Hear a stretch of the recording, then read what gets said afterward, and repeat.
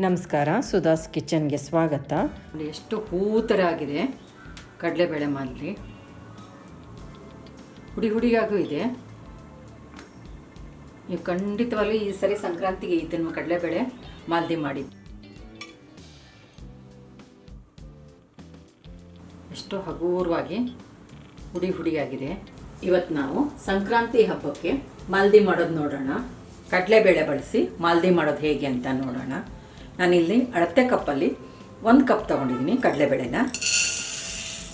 ಹದವಾಗಿ ಹುರ್ಕೊಳ್ಳೋಣ. Medium flame ಇಟ್ಕೊಂಡು ಬೇಳೆ ಎಲ್ಲ ಸಿಹಿಯದಾಗೆ ಹದವಾಗಿ ಹುರ್ಕೊಳ್ಳೋಣ. ಹುರಿಯೋದು ಘಮ್ ಅಂತ ಸುವಾಸನೆ ಬರ್ತಾಯಿದೆ. ತುಂಬ ಕೆಂಪಗೆ ಹುರ್ಕೊಳ್ಳೋದು ಬೇಡ. ಈ ಥರ ಹುರಿದ್ರೆ ಸಾಕು. ಒಂದು ಅರ್ಧ ಹುರ್ಕೊಂಡ್ರೆ ಸಾಕು. ಗ್ಯಾಸ್ ಆಫ್ ಮಾಡ್ಕೊಳ್ಳೋಣ. ಇದು ಸ್ವಲ್ಪ ತಣ್ಣಗಾಗಲಿ, ಪುಡಿ ಮಾಡ್ಕೊಳ್ಳೋಣ. ಪ್ಯಾನಿನ ಬಿಸಿಗೆ ಇಲ್ಲಿ ಸೋಪಿನ ಕಾಳು ಹುರ್ಕೊಳ್ಳೋಣ. ಬಡೆ ಸೊಪ್ಪು 1.5 ಟೀ ಸ್ಪೂನ್ ಅಷ್ಟು. ಬೆಚ್ಚಗೆ ಆದರೆ ಸಾಕು. ಇದನ್ನೇನೇನು ಫ್ರೈ ಮಾಡ್ಕೋಬೇಕಂತೇನಿಲ್ಲ. 1/4 ಕಪ್ನಷ್ಟು ಹುರ್ಗಡ್ಲೆ ತೊಗೊಂಡಿದ್ದೀನಿ. ಇದನ್ನು ಇದಕ್ಕೆ ಹಾಕ್ಕೊಳ್ಳೋಣ. ಸ್ವಲ್ಪ ಬೆಚ್ಚಗೆ ಹುರ್ಕೊಳ್ಳೋಣ. ಗ್ಯಾಸ್ ಆಫ್ ಇದೆ. ಗರಿ ಗರಿ ಆಗುತ್ತೆ ಹುರ್ಗಡ್ಲೆ, ತಿನ್ನೋಕೆ ಚೆನ್ನಾಗಿರುತ್ತೆ. ಹುರಿದಿರೋ ಬೇಳೆನ ಜಾರಿಗೆ ಹಾಕ್ಕೊಳ್ಳೋಣ. ಕಡಲೆಬೇಳೆ ಎಲ್ಲ ತಣ್ಣಗಾಗಿದೆ. ನುಣ್ಣಗೆ ಪುಡಿ ಮಾಡ್ಕೊಳ್ಳೋಣ. ನುಣ್ಣಗೆ ಪುಡಿ ಮಾಡ್ಕೊಂಡಿರೋದು ನೋಡಿ, ಈ ಥರ ನುಣ್ಣಗೆ ಆಗಿದೆ. ಇದಕ್ಕೆ 1 ಸ್ಪೂನು ತುಪ್ಪ ತಗೊಂಡಿದ್ದೀನಿ, ಗಟ್ಟಿ ತುಪ್ಪ. ಇದನ್ನು ಕರಗಿಸಿ ಹಾಕ್ಕೊಳ್ಳೋಣ. ಕರಿಗಿರೋ ತುಪ್ಪ ಹಾಕ್ಕೊಳ್ಳೋಣ. 1 ಚುಟುಕಿ ಉಪ್ಪು. ಚೆನ್ನಾಗಿ ಮಿಕ್ಸ್ ಮಾಡ್ಕೊಳ್ಳೋಣ.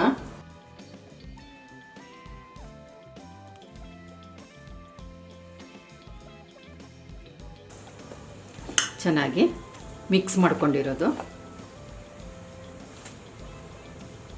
ಈಗ ನೀರು ಹಾಕಿ ಕಲಿಸ್ಕೊಳ್ಳೋಣ. ಸ್ವಲ್ಪ ನೀರು ಹಾಕಿ ಚಪಾತಿ ಹಿಟ್ಟಿನ ಅದಕ್ಕೆ ಕಲಿಸ್ಕೊಳ್ಳೋಣ.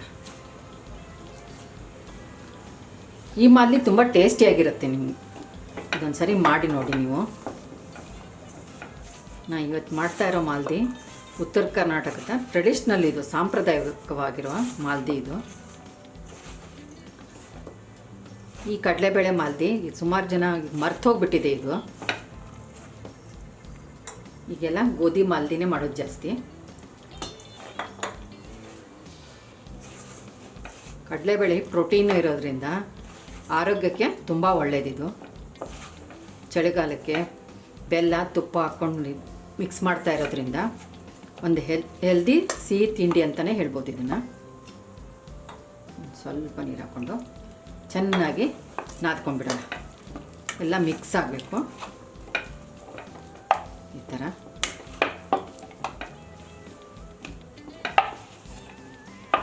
ಸ್ವಲ್ಪ ಗಟ್ಟಿ ಚಪಾತಿ ಹಿಟ್ಟಿನದಕ್ಕೆ ಕಲಿಸ್ಕೊಂಡಿರೋದು. ಇದರಲ್ಲಿ ನಾವೀಗ 2 ಉಂಡೆ ಮಾಡಿ ಚಪಾತಿ ಥರ ಲಟ್ಟಿಸ್ಕೊಳ್ಳೋಣ ನೀಟಾಗಿ.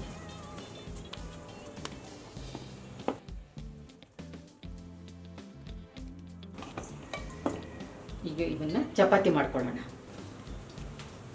ಈಗ ಇದನ್ನು ಲಟ್ಟಿಸ್ಕೊಳ್ಳೋಣ. ಮೇಲೆ ಸ್ವಲ್ಪ ಕಡಲೆ ಹಿಟ್ಟು ಹಚ್ತಾ ಇದ್ದೀನಿ, ಬೇಸನ್ನು.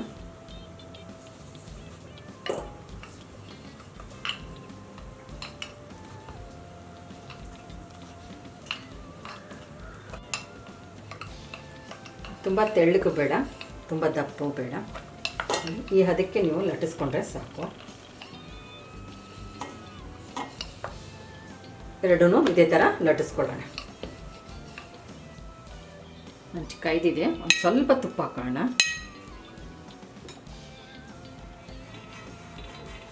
ಕಡಲೆ ಹಿಟ್ಟು ಇರೋದ್ರಿಂದ ಬೇಗ ಸೀದ್ಬಿಡುತ್ತೆ. ಈಗ ತುಪ್ಪ ಸವರೋದ್ರಿಂದ ನಿಮಗೆ ಸಿಹಿಯಲ್ಲ, ಚೆನ್ನಾಗಿ ಬೇಯುತ್ತೆ. ಚೆನ್ನಾಗಿ ಕಾದ್ಮೇಲೆ ಲೋ ಫ್ಲೇಮ್ ಇಟ್ಕೊಂಡೆ ರೊಟ್ಟಿ ಇದನ್ನು ಬೇಯಿಸ್ಕೊಳ್ಳೋಣ.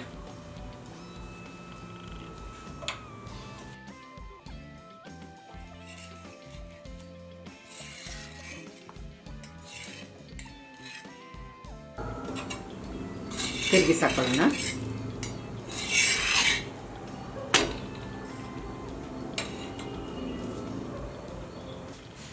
ತಿರುಗಿಸಾಕೊಳ್ಳೋಣ. ಈಗ ಹೀಗೆ ಬಟ್ಟೆ ತಗೊಂಡು ಈಗ ಸ್ವಲ್ಪ ಒತ್ತಿ ಒತ್ತಿ ಬೇಯಿಸ್ಕೊಳ್ಳೋಣ.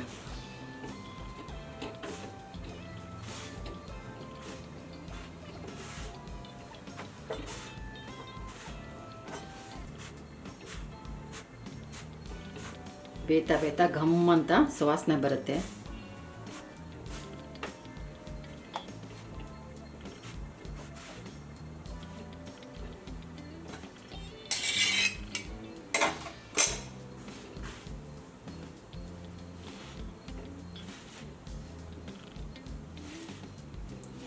ಈ ಥರ ಬಟ್ಟೆಯಲ್ಲಿ ಒತ್ತಿ ಒತ್ತಿ ಚೆನ್ನಾಗಿ ಬೇಯಿಸ್ಕೋಬೇಕು.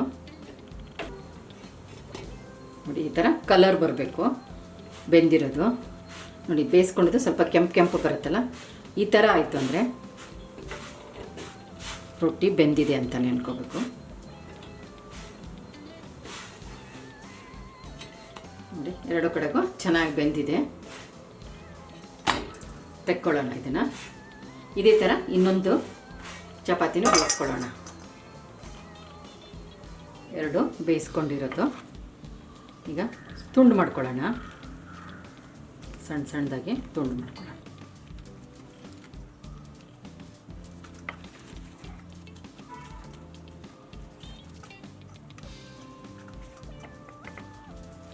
ಈಗ ಮಿಕ್ಸಿ ಜಾರಿಗೆ ಹಾಕಿ ಪುಡಿ ಮಾಡ್ಕೊಳ್ಳೋಣ.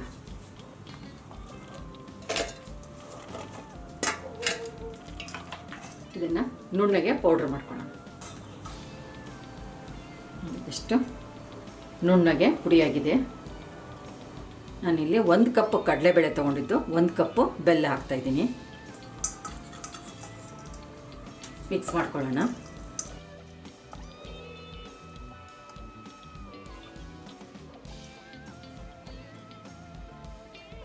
ಇದು ಒಂದು ಸುತ್ತು ಮಿಕ್ಸಿಗೆ ಹಾಕ್ಕೊಂಡ್ಬಿಡೋಣ. ಚೆನ್ನಾಗಿ ಮಿಕ್ಸ್ ಆಗುತ್ತೆ. ತಟ್ಟೆ ತಗೊಳ್ಳೋಣ. ಚೆನ್ನಾಗಿ ಬೆಲ್ಲ ಮಿಕ್ಸ್ ಆಗಿದೆ. ಉಳಿದಿರೋದು ಮಿಕ್ಸಿ ಮಾಡ್ಕೊಂಡಿರೋದು ಬೆಲ್ಲ ಎಲ್ಲ ಚೆನ್ನಾಗಿ ಮಿಕ್ಸ್ ಆಗಿದೆ. ನೋಡಿ, ಎಷ್ಟು ಹೂ ಥರ ಆಗಿದೆ ಕಡಲೆಬೇಳೆ ಮಾಲ್ದಿ. ಹುಡಿ ಹುಡಿಯಾಗೂ ಇದೆ. ನೀವು ಖಂಡಿತವಾಗ್ಲೂ ಈ ಸರಿ ಸಂಕ್ರಾಂತಿಗೆ ಇದನ್ನು ಕಡಲೆಬೇಳೆ ಮಾಲ್ದಿ ಮಾಡಿ, ತುಂಬ ಚೆನ್ನಾಗಿರುತ್ತೆ. ಇದಕ್ಕೀಗ ಏಲಕ್ಕಿ ಪುಡಿ ಹಾಕ್ಕೊಳ್ಳೋಣ. ಸೋಪಿನ ಕಾಳು, ಹುರ್ಗಡ್ಲೆ ಬಿಸಿ ಮಾಡಿಟ್ಟಿದ್ವಲ್ಲ ಅದನ್ನು ಹಾಕ್ಕೊಳ್ಳೋಣ. ಒಂದು 1/4 ಬಟ್ಲಷ್ಟು ಒಣ ಕೊಬ್ಬರಿ ಪುಡಿ ಚೆನ್ನಾಗಿ ಮಿಕ್ಸ್ ಮಾಡ್ಕೊಳ್ಳೋಣ.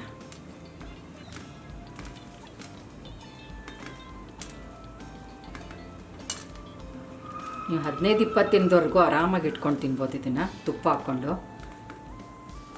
ಕಡಲೆಬೇಳೆ ಮಾಲ್ದಿ ರೆಡಿಯಾಗಿದೆ. ಎಷ್ಟು ಹಗೂರವಾಗಿ ಹುಡಿ ಹುಡಿಯಾಗಿದೆ. ನಮ್ಮ ಚಾನಲ್ಗೆ ಸಬ್ಸ್ಕ್ರೈಬ್ ಮಾಡಿ, ಬೆಲ್ ಐಕಾನ್ ಒತ್ತಿ ಹಾಗೂ ವಿಡಿಯೋಸ್ನ ಲೈಕ್, ಶೇರ್ ಮತ್ತು ಕಾಮೆಂಟ್ ಮಾಡಿ.